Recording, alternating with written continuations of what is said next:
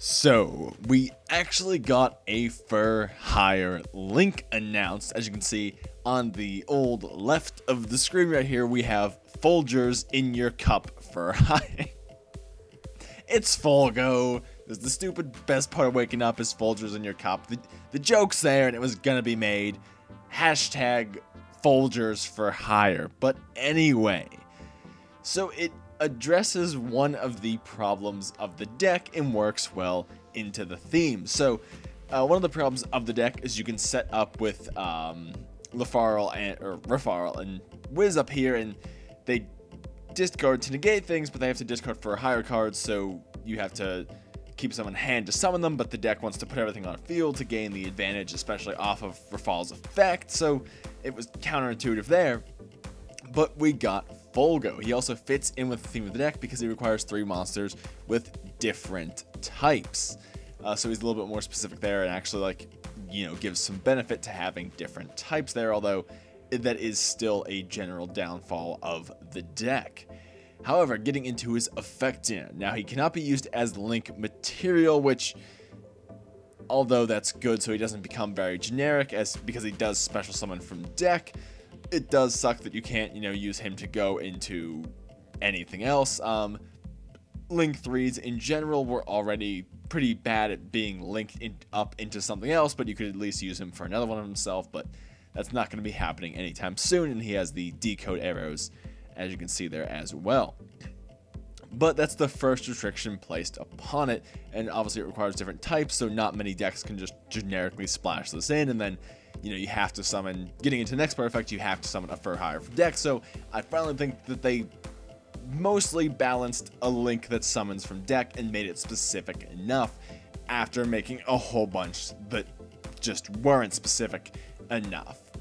But getting into the rest of his effect here, if this card is link summoned, you can special summon 1 monster for hire from your deck in defense position with a different type from the materials used for its link summon, so the card immediately gets more restrictive, as the card that summons from deck should get, although I don't think this is the right deck to just start restricting since it's already, quite restricted through just the nature of the deck. But you summon one from deck, but not the same as the kind you use for its material, so you can't just summon another of something you already had on the field out, and it has to be in defense position, so you can't just summon a Rafal for a free almost 3,000 to attack with.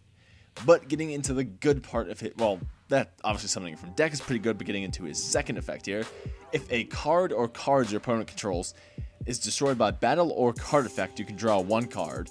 Then, if you control 3 or more monsters for hire with different names, including Folgers, draw 2 cards. So he becomes a draw 3 when you destroy something by battle or pop something, whether or not it's with a for hire effect, and no matter what it is, as long as it's on, or as long as your opponent controlled it. And that's fucking amazing. That's where this shines. That's what makes up for all the, you put 5 on board, then you have nothing left in hand, but Folgo draws you 3, he keeps you going. But again, it does rely on your opponent having cards. It relies on you being able to pop something your opponent controls. It's not something that you can trigger entirely dependently, and most of the times, players will try to protect their things from being destroyed, meaning this is an effect that relies on your opponent. But overall, I think it's something good for the deck. However, it brings up some interesting points to be made with the deck as well, which I'm actually going to get out a list. I actually wrote some shit down for this. But one of the things that I think it does is it kind of changes the direction of the deck, despite adding the kind of more consistency. It's consistency that's achieved through power, through destroying cards. So it's not live going first, which means it's not just generically good to make with Rafal or Wiz, especially since their effects don't destroy. If their effects destroyed, I think turn 1 you could reliably make this, special out one of these 2, and have a perfectly decent board. You discard 1, but you're getting those resources back for the next turn, and I think that'd be perfectly fine. But because our main forms of disruption don't destroy this card, which helps gain back the resources you lost for them, just ends up being better in something more aggro themed. And obviously you could go into him maybe, you know, the turn after that to recur some resources, but this is a card you want to get out early to maximize the potential to, you know, if you hit something on their turn, if you ogre something on their turn, being able to draw those cards. This obviously being a card that specials from deck as well means you don't have to, you know, hard draw into one of these two or search one of these two. You could summon it off of that. So it's very conflicting on whether or not it wants to go first or second, and definitely changes the deck's direction overall because it is a massive powerhouse. So that's one of the things that I think is going to need to be tested out now, is whether you want to play this going first and try to set up some negates, which, let's be honest, have been subpar the entire time through not destroying and being so resource heavy and ending your line of combos on your summons. Or if you want to go second, just try to aggro and hit through, you know, make some pluses off of that and keep going from there. Speaking of pluses, it also raises an interesting question of which build of Fur Hire is better. Now, a build using obviously the card here, Sekka's Light, comes into play where it's basically, you know, just a free pot of greed if you don't have any other spells or traps. Is this now the better build? Because Sekka's Light, although only being a 3-of, so it's not something like, say, you know, like a card that's searchable, so it's not like a 6-of or anything, but it is a very strong 3-of card, and we've seen a lot of decks, or not a lot of decks, but we've seen some decks that feature this card topping, mostly just maxing out on hand traps or, you know, starter cards, extenders, and just maxing out on some of the best cards in the deck and some hand traps, since they're essentially, you know, traps that are monsters, so you can just resolve this free pot of greed and then, you know, shuffle back a dead card, draw one. It's definitely a very amazing card overall. And it obviously works well for Hire in the fact that you can just keep drawing into more monsters. You just max out on pretty much every copy of the ones that can special summon here, just because you can, you know, spooge out on the field. You can get a whole bunch out. You can keep summoning. You can make Folgo. You can summon more from there. You can draw into hand traps. And it's definitely very strong overall. But the deck then starts falling to the things it always fell to. You know, things like one Solemn Strike is still enough to end this deck. And obviously, you know, in a lot of decks before, and things like Vampires, you know, where my thought process was, oh, I have to run things to counter every problem of the deck, I realized it's better to just chill back, run some hand traps, and it becomes more of like a meta game where even if you're not going off, you're both hand trapping each other, you're both stopping each other, and it becomes more of a grind game instead of a blowout.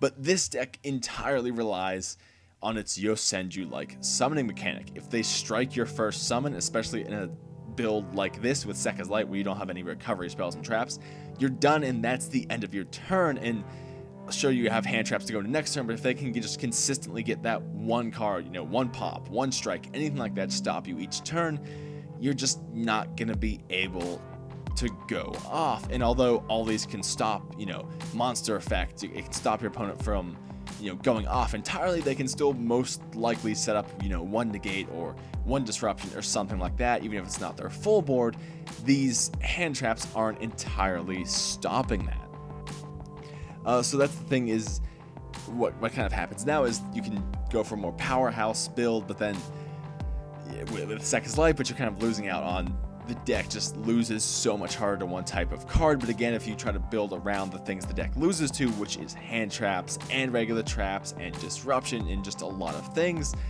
again, you're going to have the situation I've talked about before where you draw into one of the solutions to the problem that you're not facing at that moment. So it seems like it's going to be hard to kind of figure out what exactly is going to be the best for this deck. I'm going to stop and take a drink of water here because I like to top. I like to top non-stop. Ask me about my tops. No, talk. But some of the other points I have here. This one I think we already covered is using resources to make a subpar board or save them for more power next turn. That goes kind of more into the first versus second thing as well, where in my subpar board, I mean this deck's ending board. Now that Gossip Shadow is released, it will be a little bit better because you can end on reliably one of these two and the Gossip Shadow, which is a little bit more disruption, but again, there's no destruction, and you're putting a lot of resources into a board that's fairly easy to out most of the time and can't doesn't have an answer to absolutely everything. If maybe like they had if they just destroyed her, maybe they had like some other a quick play pop. If this deck had like a Dryden or something like that, maybe, but I'm not sure. Or you again just wait for going into turn 2 and pop off there, because that's something this deck is very strong at, is going to the second turn and just being able to throw everything out onto the field. But again, that's very stoppable through one card. But you could try to stop them, but you want to try to stop them through setting up your boss monsters or just through having hand traps, and it feels like it's kind of at a mess right now.